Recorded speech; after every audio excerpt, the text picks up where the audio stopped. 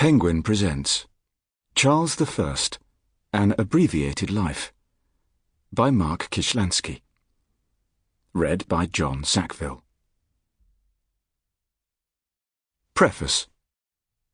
I have lived with Charles I for more years than I care to remember. With such intimacy comes ambivalence. He was a man and a monarch who has never been given his due, even if his reign was a disaster for his three kingdoms. Highlighting his virtues downplays his faults, while emphasizing his vices downplays his achievements. Removing some blame from Charles's shoulders and placing it on those of his opponents rebalances our understanding of the mid-17th century crisis. Such an undertaking is not likely to make Charles, or this author, more popular. But a shift of perspective opens wide new vistas of historical understanding. It is hoped that seeing the king from his point of view will force a re-evaluation of historical interpretations that have remained unchanged for centuries. It was Montaigne who first said, "I wrote you a long letter because I didn't have time to write a short one." Writing an abbreviated biography was an equally terrifying challenge. It enforced not only economy of style, but an economy of perspective. Relating only what the reader needed to know in order to follow the story meant ignoring much of significance and making hard choices. In all cases, I have opted for narrative flow rather than interpretive complexity. My aim has been to make Charles an easy read, despite his being a complex man. During the time frame of this study, England used the Julian calendar, in which the year was reckoned to begin on the 25th of March. In this book, all dates are given new style, with the year beginning on the 1st of January. In an aristocratic society, men acquired titles and elevations of rank during their lifetime. I have taken the liberty of designating them by the title by which they are known historically, even if they hadn't yet received it by strict chronology. Finally, matters of money present challenges both historical and contemporaneous.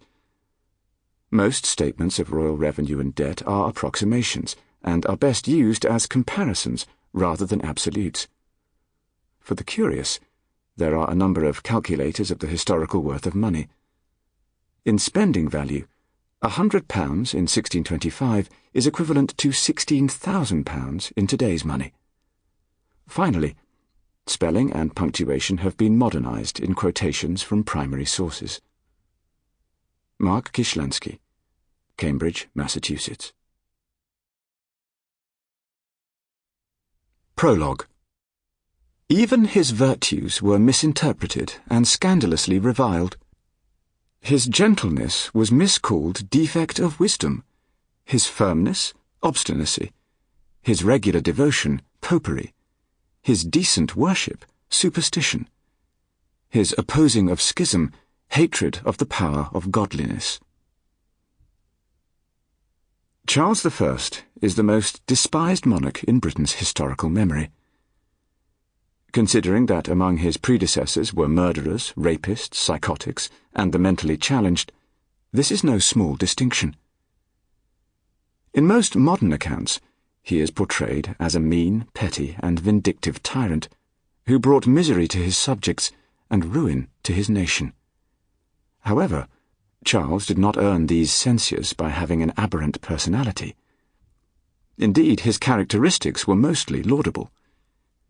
He had refined sensibilities and loved art, music, and dance as a connoisseur rather than as a dilettante. He was a religious man, at prayers daily, attentive to sermons, and he died a martyr to his church. Abstemious, he dined moderately and diluted his wine to keep a clear head. His court was in decorous contrast to the boisterous one he inherited. He himself was never obscene in his speech, or affected it in others. Moreover, Charles was an uxorious husband, the only 17th century monarch who took neither mistresses nor lovers, and a doting father before his children were ripped from him by the disaster of civil war. Sample complete. Ready to continue?